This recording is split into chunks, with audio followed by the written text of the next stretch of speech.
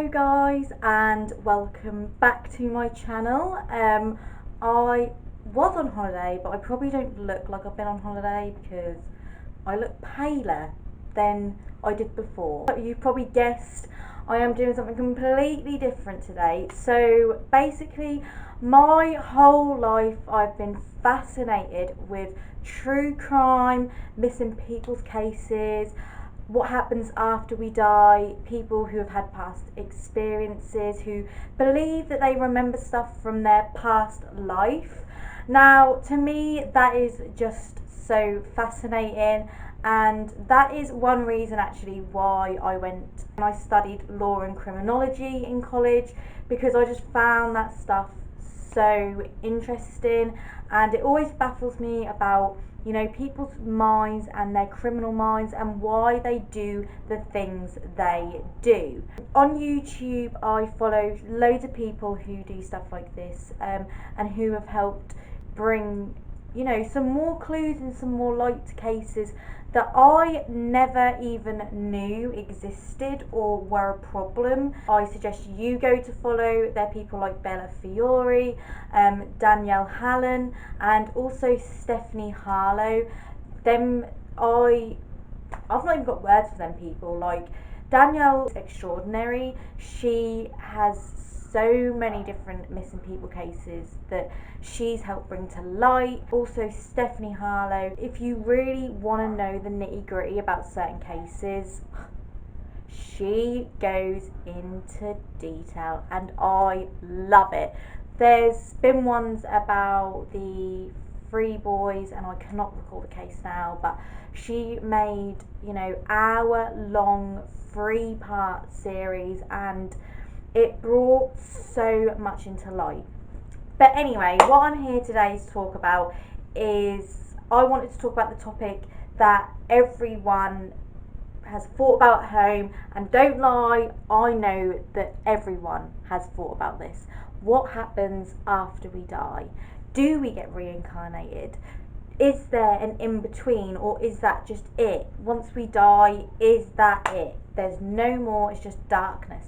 And when I was doing my research, there was just so many similarities and so many similar stories that I kind of just merged them all into one, because everyone's story was the same. And I think that is one thing that caught my attention. How can so many people's stories be the same and not be true?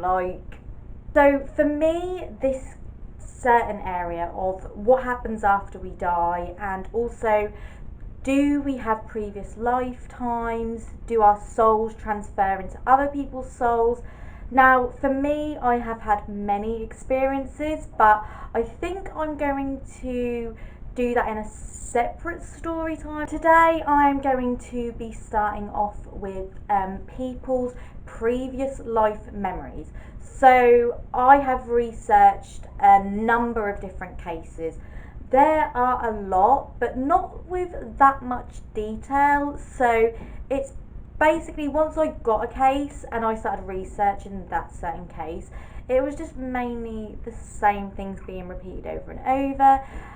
But something that I did notice, it happened mostly in children aged 2 to 5. I'm really sorry if I keep looking down. I've got all of my notes on my laptop. Hopefully it brings a bit of knowledge and a bit of entertainment to you guys, and hopefully if you guys think, oh my god, I've actually experienced that, or I know someone who has, let me know, because I just love stuff like that. Also stuff like out of body experiences and stuff like that, really interesting to me. We're going to get into the cases. I've got 3 cases for you. The first case I'm focusing on is based on a 3-year-old boy who lived and was born on the border of Syria in Israel. He helped solve a murder case. If this isn't true, how can a 3-year-old boy help solve a murder case? I mean, this boy was part of a group called Druze, I believe that's how it's pronounced. I'm really sorry if it isn't. This was an ethnic group, and it was basically a group of people who believed in reincarnation, and they were certain on it. This group, basically, every time a child was born, they would search their body for birthmarks, and they insisted that these birthmarks were signs of their past life and how they died. And basically, any child that they noticed with this, they would really focus on, and they would make sure to be asking questions, do you remember anything or anything like that. Ironically, when this boy was born, he was born with a long red birthmark, and I don't know whether it was down the centre or onto the side of his head, but it was visible on his head. So these group of people made sure to keep an eye on this kid because they thought it was really strange and ironic that this certain birthmark was in that place. When this boy could start to talk, which was around about 3 years old, the first thing that would come out of his mouth was he was murdered and in his past life. And basically, the people that he grew up with, they really strongly believed in this, and to get more answers, which they couldn't get out of the boy at that point, they started to take him to multiple different villages. Now they got to one certain village, and this boy started to recognise certain things, and things started to come back to him, and amazingly, the exact name of the person who killed him came back to this 3-year-old boy's memory. They're walking around this village, and he sees this man. He runs up to this man and he says, "Are you so and so and so?" I couldn't find this man's name, it just says he said his full name. If anyone knows it, please let me know. Obviously, when this boy ran up to this man and asked him, "Are you so and so?"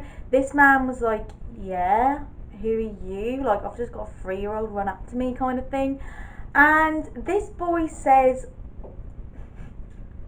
do you know what, this bit actually is just so weird. Like, unless someone actually knew about this murder and just thought, I'm going to wait till this boy's born with the exact same birthmark, and I'm going to tell him who the murderer was, and then I'm going to get him to go see this person. Like, it just doesn't make sense to me. But anyway, so this man and boy are talking to each other, and he goes like this: "I used to be your neighbour, and I know that you murdered me with an axe." And this man goes white as a ghost. Like, everyone that was around him listening to this conversation said that this man, all the blood drained out of his face, like he had just been discovered. The boy then started to say, "I remember where I was buried." So then everyone's like, "Oh my god, are you joking?" Like, he leads them to skeleton remains. I mean, anyway, so when they look at this skeleton, they notice in the middle of this person's forehead is a massive split. Exactly the same place and exactly the same shape as this boy's birthmark. Now, everyone's just like, this is mental. Like, obviously, he's just helped solve a murder. But then he goes further to say, "Oh yeah, and also the thing that murdered me is just buried over there." They find the murder weapon. I mean, this is just, I can't. After this, after the finding of the axe and the body, and the boy saying, "I know who killed me in my past life," and obviously because of the people he grew up with, they really, really did believe it. And I'm not being funny, but how on earth would a 3-year-old know that? After this, the man that he ran up to and that he asked, "Is this your name? And I know that you killed me in my past life," he went to the police and he admitted it because he felt guilty. Okay, so my second case, and I'm really sorry if I pronounce names wrong in this, I'm probably going to, is Luke Ruleman. Luke was a 2-year-old from Cincinnati, and when he was 2, he started to make comments that maybe a 2-year-old shouldn't make. So his mum noticed that he would be really concerned about hot stuff, so he would start, asking questions about his cup and saying, is this okay to drink? Is it too hot? Is it too cold? Now, as a 2-year-old, and I'm sure everybody else knows this, they don't give a shit what they touch. They don't care if it's hot. They don't care if it's cold. They don't care if it's going to get them dirty, muddy, anything like that. They don't care. But Luke did care. He cared very much about what was hot and what was going to hurt him. And Luke started to talk about a woman called Pam. So obviously his parents didn't know anyone called Pam. They weren't related to anyone called Pam. So they really didn't understand where their 2-year-old son had got this name Pam from. He also started to talk about how he used to wear his hair and what type of earrings he used to wear. Now, he's a 2-year-old boy, and obviously nowadays boys can wear whatever they like. They can wear earrings, they can wear dresses, do what you want. But back in that day, they thought it was a bit strange that his son was talking about him curling his hair or having curly hair when he had short hair. He didn't have dark curly hair, and he'd never even had his ears pierced. So they were a bit confused. So obviously his parents were getting a bit intrigued by all these comments about this Pam person, and they wanted to know a bit more. So they started to ask their son questions. Basically, he just came out with it. He just said what it was. He said, I used to be called Pam and I died in a fire. So they start to look more into this. He then started to tell his parents more details, that he actually lived in Chicago and he loved to go on walks when he was this person called Pam. She came across an article, she done some research, and she basically came across an article about 15 people who died in Chicago in 1993 in a fire in a hotel. These articles listed all the people that died, and what do you know it? Pam Robinson. Pam Robinson was a black woman. She wore earrings all the time, and she had lovely black curly hair. And how did she die? She died, unfortunately, from falling to her death, which I'm guessing was to try and escape the flames. The parents saw this and they weren't convinced. They wanted more confirmation and answers. So they got a picture of Pam, they mixed it up with a bunch of other black women with curly black hair, and they laid them out in front of their son. And they said to him, which one is Pam? And without hesitation, he leaned over to the picture of Pam and he picked it up and he said, that's me. My third and my final case, again, a very strange one, and one that actually helped solve another murder, is of a woman and a child. It kind of all intertwines together. So this woman was due to give birth to her son in 2 days, and she was home alone, sleeping in her bed on her own by her husband. She had this dream, which she didn't think anything of until obviously a few years later when everything came out. But she did tell her husband about it the following day, so she had someone to back up her story basically. She had a dream of this man walking into her room and he had blood on his face. She kind of just said, what are you doing, kind of thing, and he said his name, and his name, again, sorry if I get this wrong, Selim Felsi. 2 days later she gave birth to her son, and again, I'm going to try my best, but these names are hard to pronounce correctly without sounding like a dickhead. Oh my god, I know I'm not pronouncing that right, it's not even funny, but he started to grow up. He started to call himself Selim. He started to call himself this name that his mother supposedly had this dream about. I've never heard this name before. His mother had never told him about this dream, and it was just all a bit strange, and his mother thought, how does he know that name, kind of thing. He then started to say that he died by being shot in the right ear. He was born with a defective right ear. It was deformed. His ear was, I don't know what happened to it, but it was deformed, it was defective, and I believe that he couldn't hear out of it, which, before this boy was born, and very close to when this woman had this dream, a man was shot in the head on the right side, and his name was Salim.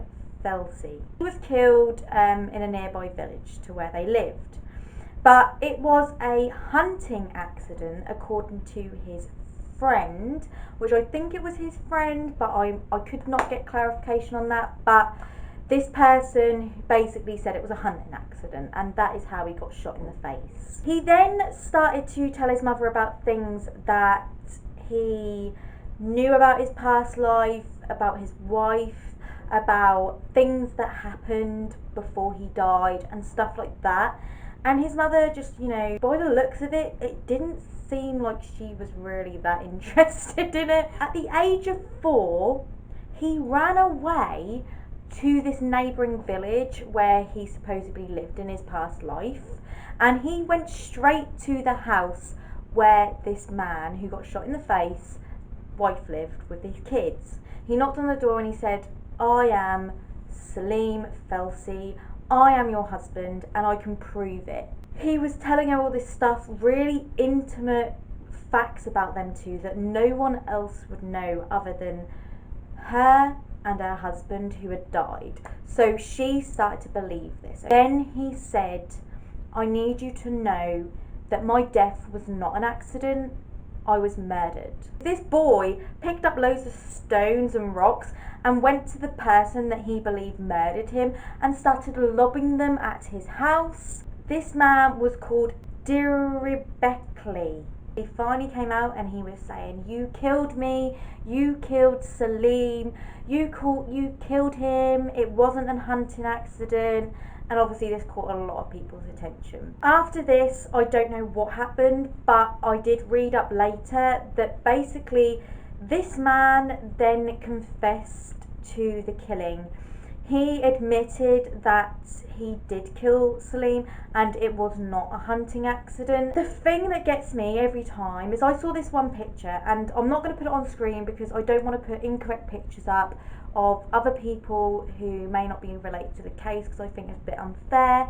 But I did see a picture of supposedly Salim and then supposedly Samir, and basically they look really similar, like very similar. It was weird. Do you believe in that kind of stuff? Do you think these kids have just got lucky and helped solve these murders? Because I tell you what, I don't think they've got lucky.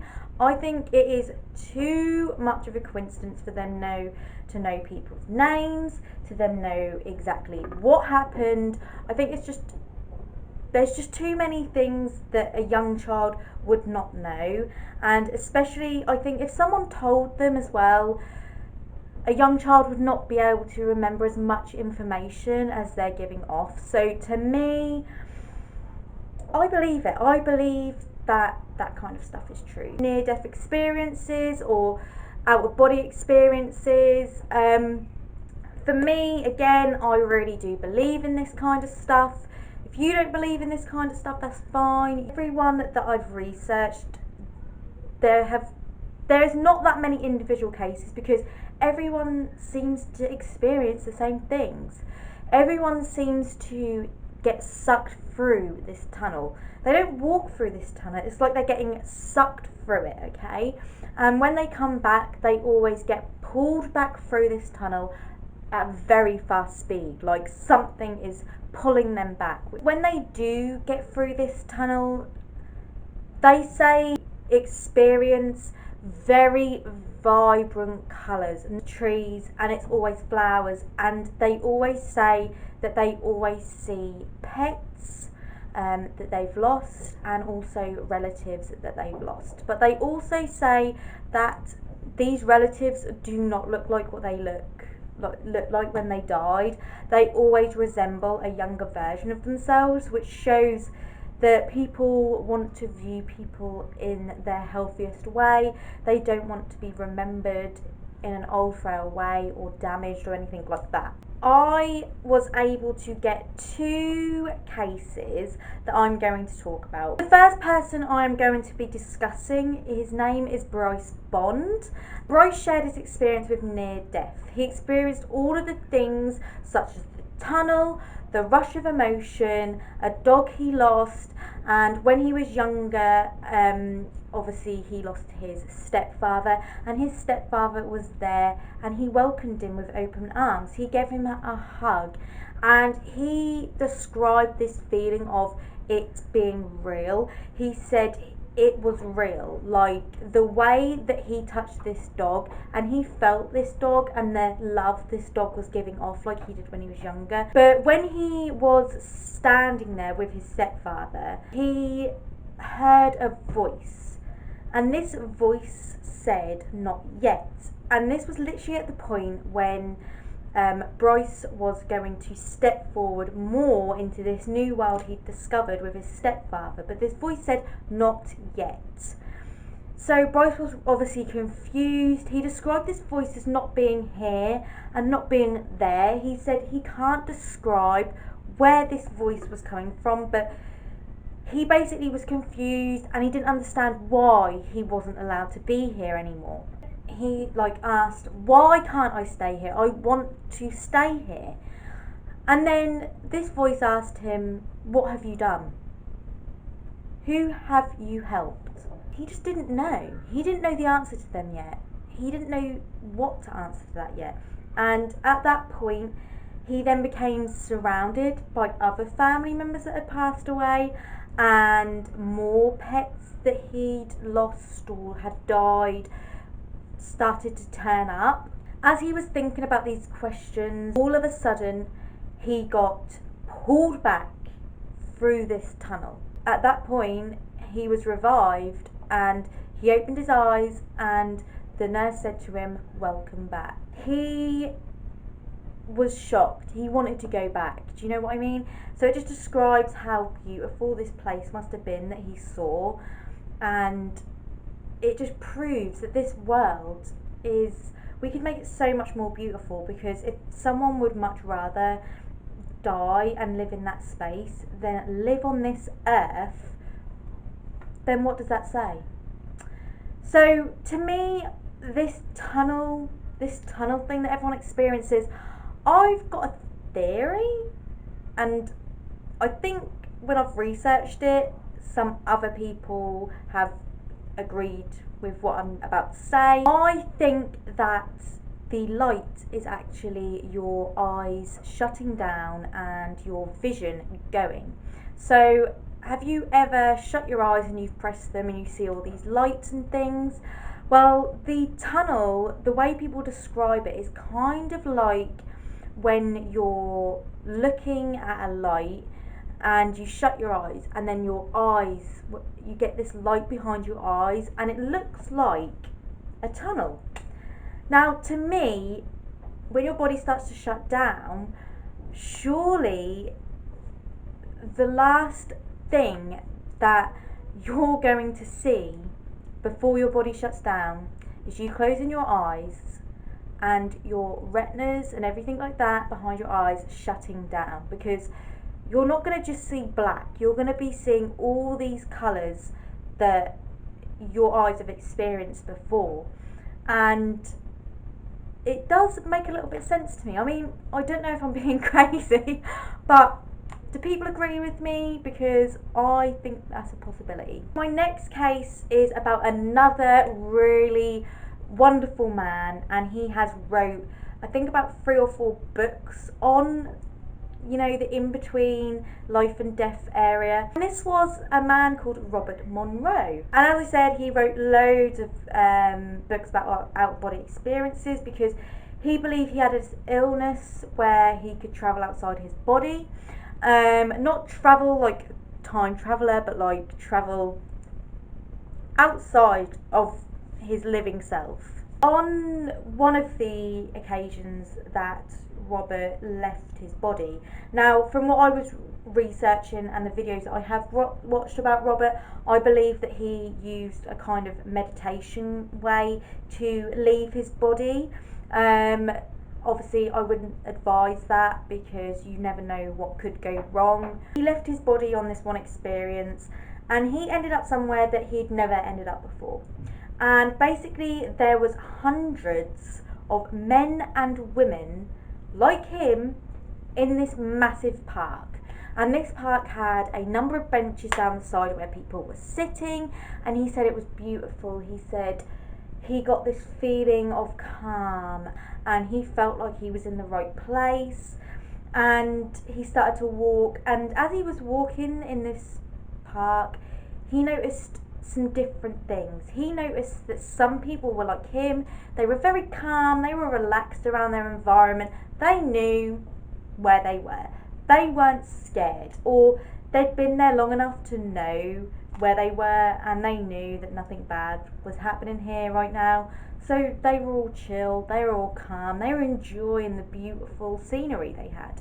But then he noticed some other people, and these people were extremely, he could tell they were on edge. Like, they didn't understand why they were there. They did not understand where they were. I mean, you could just tell, you can tell by people's facial expressions, like if someone's sitting there like tapping their fingers, they're on edge. Do you know what I mean? If I'm sitting there smiling, sitting back, looking around, they know that I've known this place before. So Robert could tell that there were people there who had been there before, or they'd been there for a long time, or there were people there that had only just got there, or that they'd been there for a little while but they were still really confused. Robert said that this was more than likely a place between death and life, or life and death, whatever way you want to put it. The place where people could wait for their time to pass through. Now, I really do believe this. I think there is definitely an in-between. I think that just shows as well that everyone seems to describe this place. When they've died, they've walked out into this beautiful, vibrant field full of flowers and beautifulness and other people. Robert's story and Bryce's story, they kind of like bang into each other. Like, he went out through nearly dying, okay? He went and he entered what does he describe exactly the same as Robert, a field, a beautiful, vibrant field filled with flowers and trees. He didn't say about the benches, but maybe he didn't get far enough out there. Like, the voice stopped him to go, and maybe he just didn't get to see the rest of these people, but the people saw him coming. How can people, strangers who have never met before, who have maybe never even researched afterlife experiences, how will they know about describing this exactly the same space? To me, it just seems very unlikely that complete strangers, hundreds and hundreds of people who've described the exact same experiences, can be lying. But then again, people are going to say, well, you know, our mind plays things that we love and that we cherish and stuff like that. But then that doesn't explain about Robert. He didn't die. He had an OBE, an out-of-body experience, okay? He had an OBE and he was able to get to that place without even going through a tunnel. So maybe he pushed it too far this time. Maybe he done something this time that really did nearly push him on the brink of death. That's why he ended up in this, I'm going to call it the waiting area, in the waiting area of the gardens, because it is a waiting area. It's just a field full of flowers where nothing else exists. There's just people wandering.